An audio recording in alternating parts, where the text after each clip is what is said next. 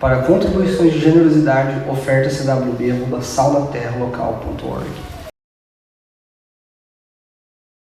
Obrigado por estarem aqui hoje. Hoje é o segundo domingo do Advento e a gente vai falar sobre o tema de hoje, né? Consolo ao povo. A gente teve o primeiro na semana passada e vamos ter mais até o quarto. Então são 4 domingos. E o nosso tempo de hoje é baseado em Isaías 40. E Isaías ele vai profetizar o consolo de Deus ao povo de Israel. Que é basicamente isso aí que ele fala durante todo o livro. Mas antes, eu acho que a gente precisa relembrar o que é o Advento. E o Advento vem do latim, informação que eu trago aqui, do latim adventus, que significa chegada ou o que está por vir. Então esse tempo do Advento é um período antes do Natal, né, antes do dia que a gente comemora no nosso calendário o nascimento de Jesus Cristo e que a gente espera a chegada do Messias, a gente espera a chegada do Salvador. Então o Advento é esse tempo de espera que a gente se prepara para a chegada do Salvador. E aí a gente vai durante um mês, né, 28 dias, basicamente, vivendo isso diariamente. Né? A gente vive aqui, são 4 domingos, mas isso é vivido ao longo de 4 semanas. É uma coisa que muitas vezes na igreja protestante brasileira não é muito comum, mas a gente vive isso aqui. E o Advento, né, atualmente, ele visa celebrar a espera da vinda definitiva de Jesus. Então, a gente tinha esse... como Jesus já nasceu, né, no nosso tempo, já morreu, já ressuscitou, então a gente espera a segunda vinda. Então, todo ano a gente vive esse momento, a igreja vive esse momento, esperando a segunda vinda de Jesus. E isso é muito importante e por isso que a gente tem esse tempo, né? Que é um tempo sublime, é um tempo super importante e pedagógico para a gente poder colocar a nossa mente, a nossa cabeça nessa espera. E a gente celebra a espera de ter a esperança depositada em Jesus. Então a gente está esperando, está celebrando esse momento em que ele vai voltar e que tudo vai ser feito novo de novo. E para que serve esse tempo do Advento, né? Como eu falei, ele serve ali para nos ensinar a esperar, mas é para a gente esperar com alegria e com perseverança, porque como é uma coisa que não vai acontecer agora, não é assim, daqui um mês vai rolar, daqui um mês Jesus vai nascer. É uma coisa que a gente não sabe quando vem e a gente vai passar décadas e séculos e não sei quanto tempo, né? A igreja vai viver esse momento por muito tempo, até Jesus vir pela segunda vez. Então, por isso que a gente precisa aprender a esperar com alegria e perseverança. E isso aí vai nos ajudar a nos prepararmos como igreja, como noiva, para receber Jesus, ou para sermos recebidos por Ele, né?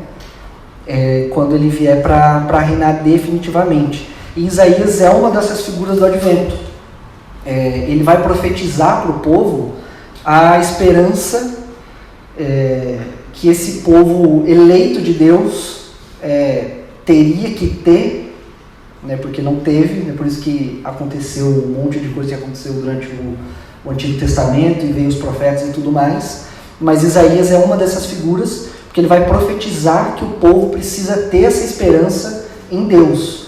Então o povo eleito tem um Deus Pai, e Isaías vem para lembrar isso.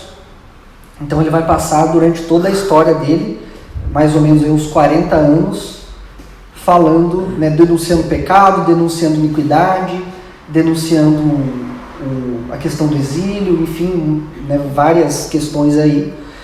E também profetizando esperança para esse povo eleito.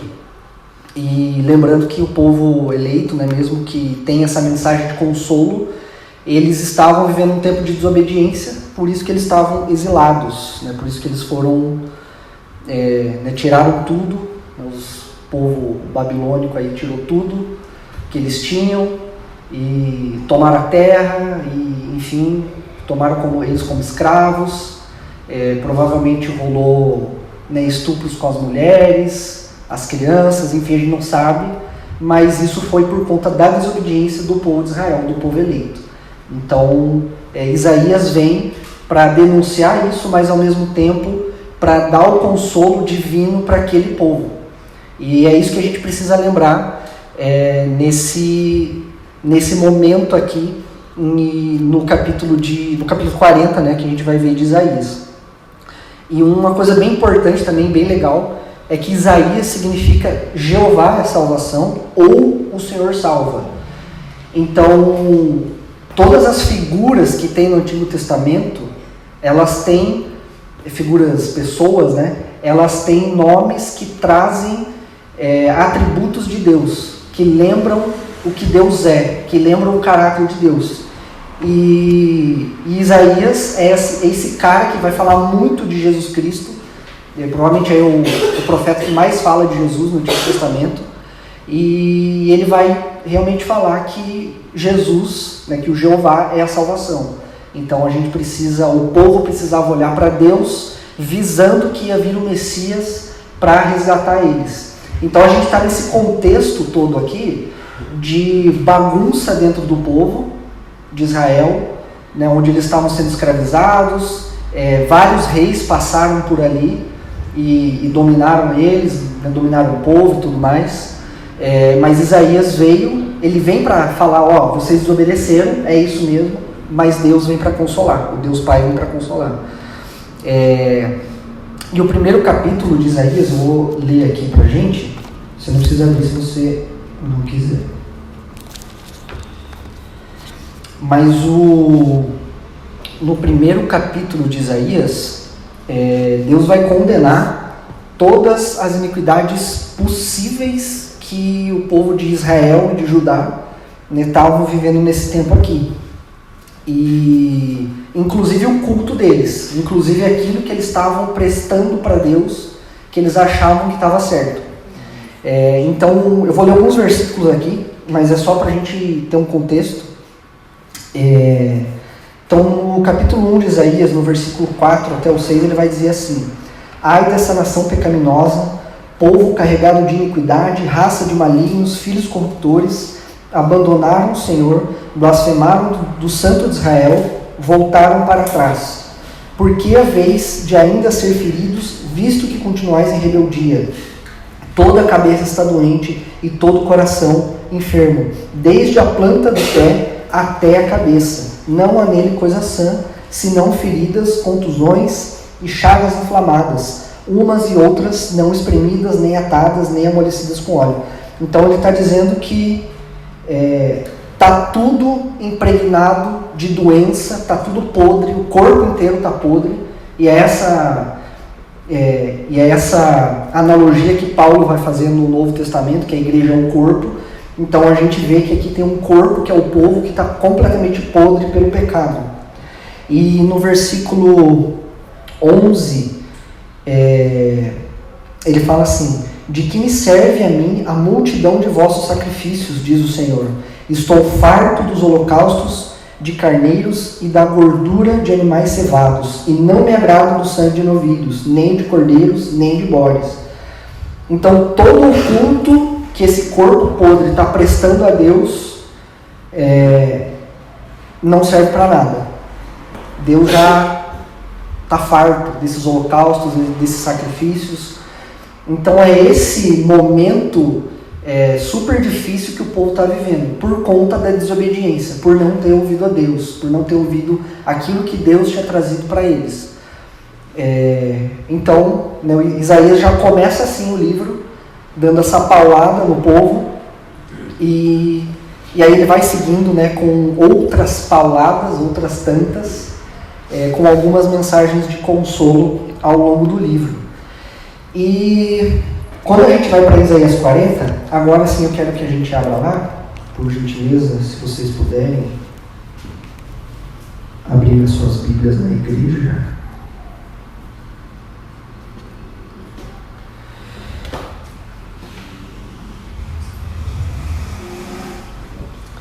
Então Isaías 40 vai dizer assim para nós. Vocês abriram aí? Tá todo mundo legal? Beleza. Consolai meu povo, diz o vosso Deus. Falai ao coração de Jerusalém, bradai-lhe que já é fim do tempo da sua milícia, que a sua iniquidade está perdoada, e que já recebeu em dobro das mãos do Senhor, por todos os seus pecados. Vós do que clama no deserto, preparai o caminho do Senhor, endireitai no ermo vereda a nosso Deus. Todo o vale será aterrado e nivelado, todos os montes e outeiros.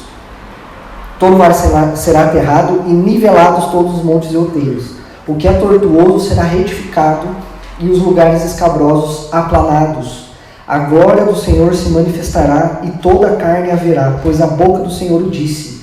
Uma voz diz, clama, e alguém pergunta, que hei de clamar? Toda a carne é erva e toda a sua glória como a flor da erva. Seca-se a erva e caem as flores, soprando nelas o hálito do Senhor. Na verdade, o povo é como erva. Seca-se a erva e cai a sua flor, mas a palavra de Deus permanece eternamente. Tu, ó Sião, que anunciais boas novas, sobe ao monte alto. Tu que anuncias boas novas a Jerusalém, ergue a tua voz fortemente. Levanta-a, não temas, e dize às cidades de Judá, eis aí está o vosso Deus. Eis que o Senhor Deus virá com poder, e o seu braço dominará. Eis que o seu galardão está com ele, e diante dele a sua recompensa. Como pastor, apacentará o seu rebanho, entre os seus braços recolherá os cordeirinhos e os levará no seio. As que amamentam, ele guiará mansamente. Vamos orar? Deus, obrigado pela tua palavra, obrigado por esse espaço onde a gente pode se reunir e falar do Senhor e louvar, cantar música, ouvir o que o Senhor tem a dizer na Bíblia, conversar com os irmãos, abrir o coração. E eu quero te agradecer também pelas pessoas que o Senhor trouxe aqui hoje, que o Senhor também possa abençoar quem não veio, o Ítalo, a Débora, que a tua mão, o teu Espírito esteja com eles lá, em nome de Jesus. E que o Senhor fale aos nossos corações nesse momento, assim como o Senhor já tem falado até aqui. Que essa palavra sublime de consolo realmente seja uma palavra de consolo ao nosso coração, que vive no meio desse caos, dessa sociedade super bagunçada, desse mundo caótico, que a gente possa conseguir te ouvir, conseguir se prostrar diante do Senhor, em nome de Jesus. Amém. Então, sobre esse texto aqui, o ponto que eu quero trazer é e somente um, que é o consolo de Deus ao povo. Então não é um consolo individual, é um consolo para o povo, para todo mundo, para um grupo de pessoas. Aqui sempre que... O que aconteceu? Vamos voltar um pouquinho na história. Jesus cria o ser humano, Adão, Eva. Acontece lá, ele dá os mandamentos, fala para eles reproduzirem, encherem a terra, trabalharem, etc e tal. O pecado vem, rola toda aquela bagunça, vai se desenrolando, cidade, Caim constrói a cidade porque ele quer, e aí vem o pessoal todo aí, vem Noé, vem Abraão, enfim, e que são ungidos do Senhor, que são pessoas escolhidas pelo Senhor, e começam, e Deus promete a Abraão um povo. Então aí começa o povo, daí que vem o povo de Israel, que é o povo eleito de Deus, o povo escolhido, aquelas pessoas, aquele grupo a quem Deus escolheu, e tudo vai se desenrolando, O povo peca, e aí Deus vem com condenação, e aí o povo se arrepende, aí vem os profetas e falam o que Deus quer falar para eles, que eles estão em pecado, eles estão em rebeldia, e dá consolo, e dá palavra, e confronta, e um monte de coisa. O Antigo Testamento é tudo isso, em vários momentos sempre apontando para Jesus. Não é diferente aqui no livro de Isaías. Mas Isaías, obviamente, assim como tantos outros profetas, eles foram escolhidos e ouviram de Deus o que Deus queria falar com o povo, com a igreja, com aqueles escolhidos por Deus. Então a denúncia do pecado, a certeza da condenação pelo pecado, os exílios, as terras destruídas e tomadas, mensagens de acolhimento, de consolo, de esperança, a promessa da vinda do Messias, tudo isso foi falado para Israel, foi falado para Judá, né, quando rolou essa separação aí. E essas palavras trazidas individualmente para cada um desses profetas, elas sempre foram levadas ao povo. Elas nunca, né, a palavra que Deus fala com cada um individualmente não era retida para eles, mas eles tinham, além do direito de falar isso, eles tinham um dever, né? Eles tinham só obrigação, era um mandamento de Deus falar com o povo através dessas pessoas escolhidas. Então não existe voz de Deus sem que exista para quem falar. Então se Deus está falando é porque Ele quer falar com pessoas. Então se Deus não tivesse escolhido um povo eleito, não tinha por que acontecer tudo isso. Ele levantar profetas, levantar pessoas para denunciar pecado, para apontar para Jesus, para dar consolo e etc. Então não existe a voz de Deus sem que exista alguém para falar. Precisa sempre ter pessoas para ouvir isso. Então a denúncia do pecado, assim como o consolo, ele sempre vem para um grupo de pessoas. É sempre assim que Deus agiu. Ele sempre criou, desde que ele criou, melhor dizendo, o ser humano, ele fala com o ser humano para que as coisas sejam todas em conjunto. Tudo é sempre em conjunto. Não é nunca uma pessoa vai receber e a outra não dentro do povo. Ou todo mundo pecou, ou todo mundo vai ser consolado, ou todo mundo vai receber a terra que mana leite e mel.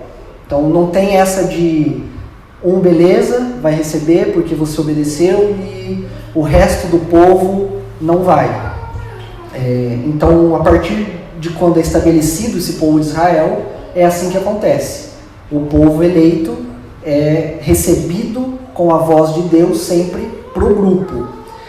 E esse grupo de pessoas aqui, né, no Antigo Testamento é o povo de Israel, mas no Novo Testamento, na Nova Aliança, né, a partir de Jesus, a partir de Pedro, a gente tem a igreja, que é o povo de Deus. Então isso aqui se espalha pela terra e já não é mais o povo judeu, não é mais aquele pessoal que está ali no Oriente Médio, né, aquela galerinha ali. Aquilo já se espalha pelo mundo e o Deus Pai adota filhos por intermédio de Jesus para ser igreja.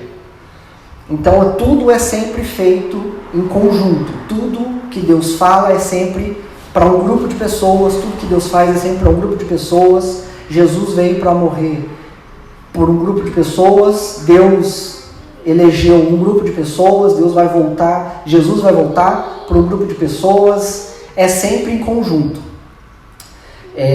E o que isso significa? O que o consolo de Deus aqui em Isaías vai significar para nós? Que só dentro da igreja, a igreja católica universal, você individualmente tem consolo. Só aqui dentro da igreja, dentro do grupo de pessoas, as pessoas individualmente têm consolo.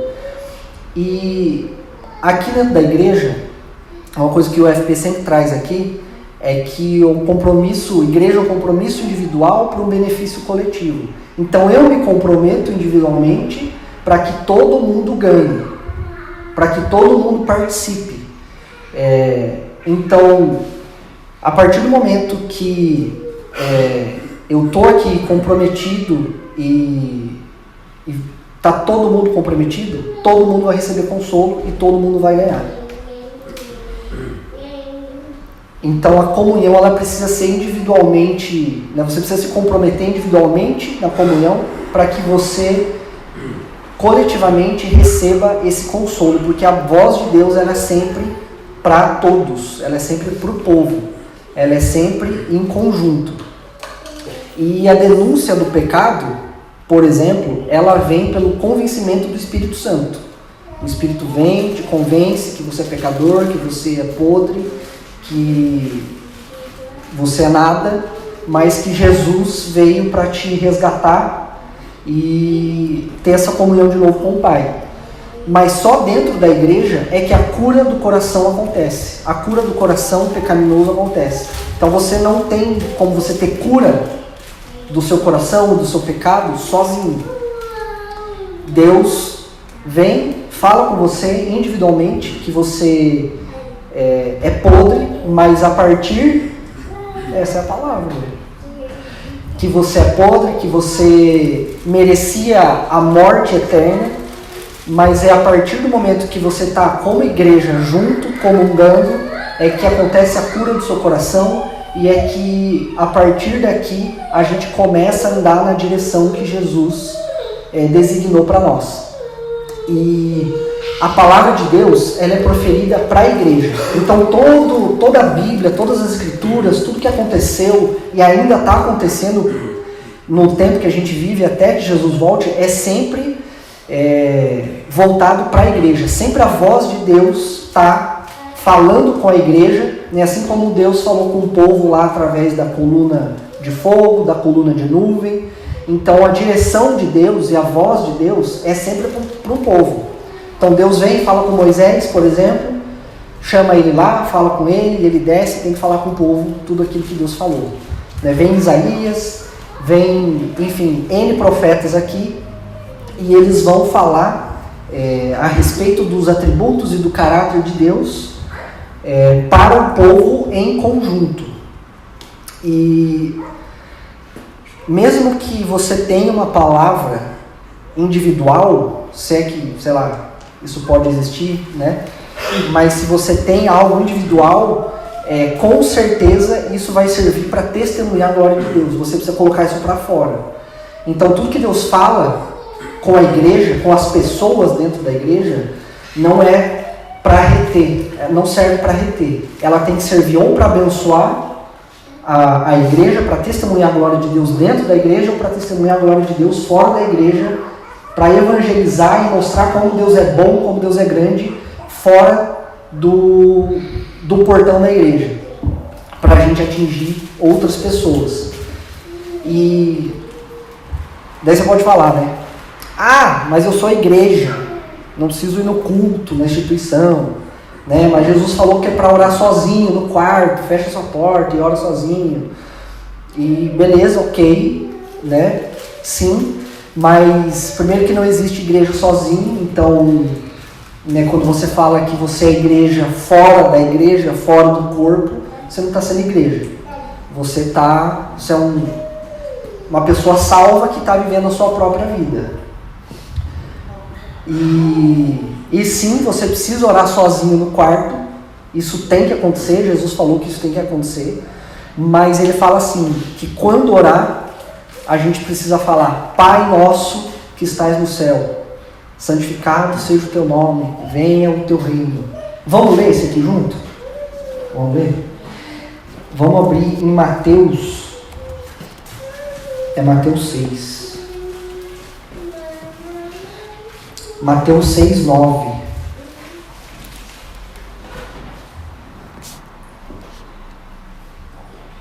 Vamos ler juntinho, hein, pessoal? Como igreja.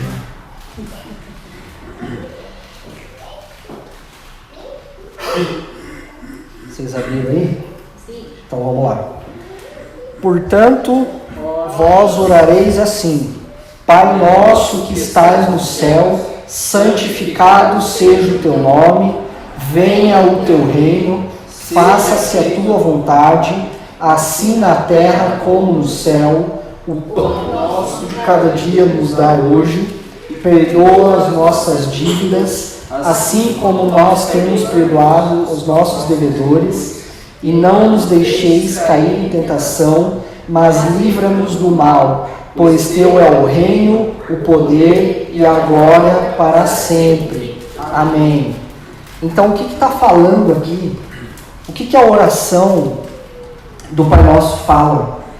Você faz o seu compromisso. O que Jesus fala? Faz o seu compromisso individual dentro do seu quarto, com a sua porta fechada, Aquelas pessoas que oram com as janelas abertas, no templo, na igreja, piriri pororó, né, aquela coisa toda, elas vão receber o galardão, vão receber a recompensa, ok? Mas o que eu estou ensinando para vocês é que vocês têm que ter um compromisso individual de orar no seu quarto sozinho, de me buscar sozinho, mas quando você sentar lá, quando você se ajoelhar, quando você estiver dentro do seu quarto, você vai orar: Pai nosso, Pão nosso, nos perdoa, assim como nós perdoamos a quem nos deve. Não nos deixe cair em tentação, mas nos livra do mal. Então você vai orar sozinho pela igreja. A oração, ela não é para o seu ventre, para o seu umbigo. Não existe isso. Isso é completamente fora do plano de Deus. O plano de Deus é família. E a família é o que tem dentro da igreja. A gente vive na igreja como irmãos, como família. E Deus é Pai. E Ele nos adotou, nós que não somos do povo eleito de Israel, para que a gente pudesse viver perto dEle. Então, sempre que Deus denuncia pecado, Ele vai denunciar pecado para a igreja. E se Deus apresenta consolo, Ele vai apresentar consolo para a igreja. Então você precisa individualmente se comprometer para que todo mundo receba consolo. E o tempo do advento é que a igreja reunida, nesses 28, 30 dias, um mês aí, a igreja reunida receba o consolo e espere de Deus, e espere com a igreja, comungando, Jesus voltar. Todo ano. E, inclusive, para nós aqui é o final do ano, né? Nosso calendário. É dezembro. Vamos ver em dezembro. Mas no calendário litúrgico esse é o primeiro tempo. Então começou agora. Não terminou agora. Começou agora. E aí vai terminar no outro ano. E assim até Jesus voltar. Olha que bênção. Então quando a gente ora e se compromete individualmente, Deus vem para o povo. Então você vai orar pelo seu... É legal você pedir as suas coisas, você pedir o seu carro, o Peugeotzinho, eu quero meu Peugeotzinho. É legal a gente pedir. Deus é Pai, Ele não é padrasto. Falou o filho de padrasto, né? Mas Deus é Pai e a gente pode pedir essas coisas. Só que se Deus te deu, você vai ter que compartilhar com o seu irmão. Não tem jeito. É isso. E se você ora por uma coisa para você, você vai ter que compartilhar com o seu irmão. Então você não ora por isso. Não pede. Amém. Não pede. Glória a Deus. Glória a Deus, né? E então, quando você for orar, o seu compromisso tem que ser com a igreja. Tem que ser para a igreja. Então você vai orar pelo seu pastor. O Porsche fala uma coisa bem legal. Eu gosto muito dele. E ele fala assim... quando você for orar, você ora lá no seu quarto e você ora pelos seus irmãos, e você ora pelo seu pastor, você ora pelas pessoas da igreja, e você ora, você não sabe o que orar. Poxa, eu não sei o que orar. Leia Efésios e ore Efésios para o seu pastor, para os seus irmãos, para a sua esposa, para o seu marido, para os seus filhos. Ore a Bíblia para as pessoas. Então, a partir do momento que a gente olha para a Bíblia, olha para as Escrituras, olha para aquilo que Deus já revelou aqui, a gente profetiza na vida da igreja individualmente para que a igreja se beneficie coletivamente. Amém. Então, nada do que a gente faz sozinho é para nós. Tudo que a gente faz tem que ser compartilhado com a igreja. Amém. A igreja é a família da fé. Faz o bem para todo mundo, mas para a da família da fé você vai fazer primeiro. Então não adianta você fazer o bem lá fora, mas o seu irmão do seu lado está passando fome. Ele não consegue pegar um Uber, um ônibus, enfim, seja lá o que for. Então a gente precisa entender que o consolo de Deus, que vem em Isaías 40, e a espera que a gente vive no advento, ela está sendo vivida em conjunto, em igreja. No verso, vamos voltar aqui para o Isaías 40. No verso 3, ele vai falar assim: Vós do que clama no deserto, preparai o caminho do Senhor, endireitai no ermo vereda nosso Deus. Então, vós do que clama no deserto, João Batista.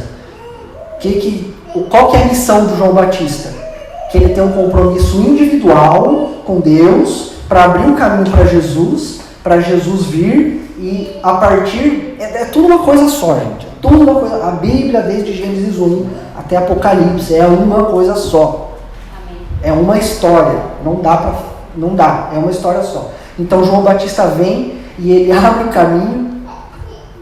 E a partir do momento que ele abre o caminho para Jesus vir, ele está fazendo isso em benefício não dele mesmo, em benefício coletivo, para que a partir de então seja instituída a igreja. É sempre assim, tudo na Bíblia é igreja. É igreja, comunhão, e Deus abençoando a comunhão. No verso 11, Isaías está falando assim, na verdade é Deus que está falando, mas vamos lá. Como pastor apacentará o seu rebanho, entre os seus braços recolherá os cordeirinhos e os levará no seio, as que amamentam, as ovelhas que amamentam, ele guiará mansamente. Então, o que está dizendo aqui nesse verso 11? E a gente precisa lembrar uma coisa, que essa palavra é para o povo, é para a igreja, não é para quem está fora da igreja. Se a pessoa está fora da comunhão, não serve para ela, é para quem está em comunhão, a não ser que ela precise ser evangelizada de novo.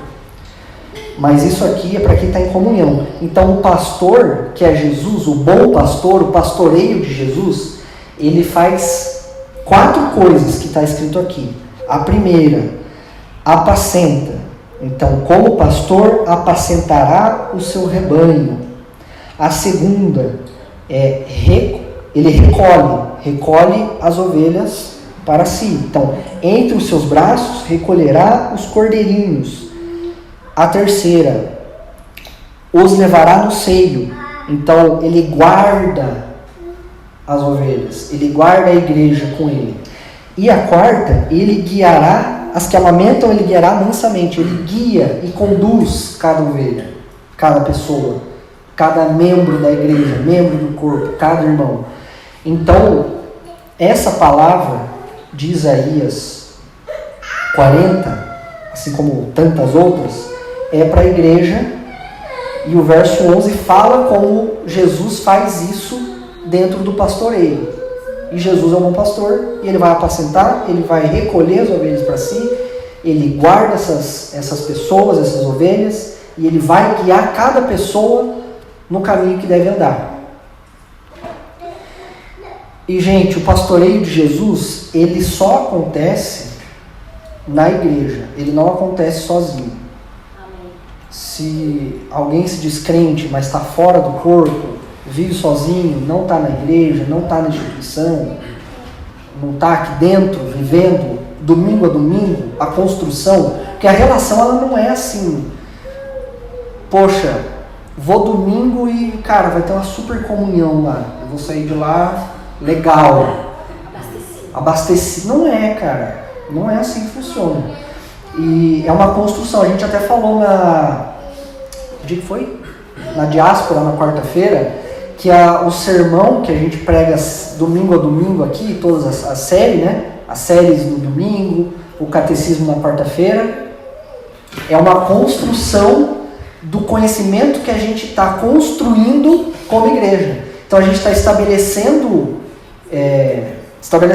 gente está construindo na base que é a Bíblia, que é a Escritura, esse prédio como igreja. A gente está construindo isso junto. E é uma coisa que leva tempo.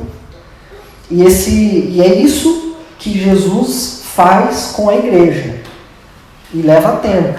O pastoreio de Jesus, ele acontece somente na igreja e ele vai levar tempo para que os frutos comecem a aparecer. E pode ser que você não veja fruto. Abraão não viu nada. Pai da fé. Apenas. Não viu nada. Hebreus 11. Vários caras não viram nada. Então a gente precisa perseverar. Perseverança dos santos. Mas é só na igreja que isso vai acontecer. E tudo que Deus faz na nossa vida individualmente, ela é em benefício da igreja. Tudo. O seu trabalho, que você ganha o seu salário, a sua tempo, seu tempo, né, sua disposição, o carro, sei lá, tudo de material e emocional que você tem, os cursos que você faz, o seu conhecimento, é tudo em benefício da igreja. Tem que ser em benefício da igreja. E o consolo de Deus, né, de novo, ele só acontece em benefício da igreja a partir do seu compromisso individual. Deus vai consolar e a gente está esperando a vinda de Jesus, mas isso vai acontecer de uma forma que todo mundo precisa se comprometer. Se um não se comprometer, a gente precisa chamar esse um e vem cá. Tem 100 ovelhas, uma foi embora. A gente tem que ir lá, pegar essa pessoa e trazer de novo, cuidar dela, para ela ser parte do corpo, ela completar o corpo. Sem ela não vai fazer sentido. Então a gente precisa disso. Se tem alguém que não consegue caminhar no mesmo ritmo, a gente precisa trazer um pouquinho para perto. Mas isso é só dentro da igreja, gente. Dentro da igreja. Não dá para viver sozinho. É impossível. Eu falo isso porque eu experimentei, ok? Lugar de fala. Então, por isso que a ceia do Senhor, cara, tem até uma taça, um pão para eu pegar aqui. Benção, né? Por isso que a ceia do Senhor é um rito, um ritual, um sacramento pedagógico. Ele vai lembrar domingo após domingo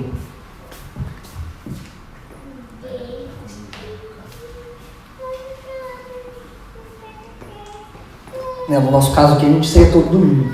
Então domingo após domingo, em outros lugares mês a mês, enfim, mas é um rito que toda vez que você faz, ele é pedagógico. Porque a gente se compromete tomando a ceia individualmente. Então, é diferente de você tomar sozinho de você tomar individualmente. Sozinho não existe. Sozinho não existe. Dentro da igreja não tem sozinho. Você quer viver sozinho, você vai para fora, você sai, você vai para outro lugar. Aqui não existe sozinho. E individualmente tem a ver com o indivíduo, o compromisso do indivíduo. Então, o indivíduo, pessoa a pessoa, toma a ceia, se compromete, discerne o corpo, todo aquele rolê que a gente sabe, tem o compromisso de dar tudo de si para Jesus, e a partir do momento que você faz isso, a igreja se beneficia da sua vida, você se beneficia da vida do outro, e compartilha tudo, né? Atos é isso, e a gente precisa viver isso de novo. E esse compromisso de tomar a ceia todo domingo, que é muito didático, que vai nos ensinar a compartilhar, vai nos ensinar a ter compromisso e dividir o pão e ter comunhão e orar junto e tudo mais, é sempre em prol do reino. E o reino não para de expandir. E a ceia ela vai nos lembrar disso, que a gente não para de expandir, a igreja não para de crescer. Nunca vai parar. A igreja não tem lugar.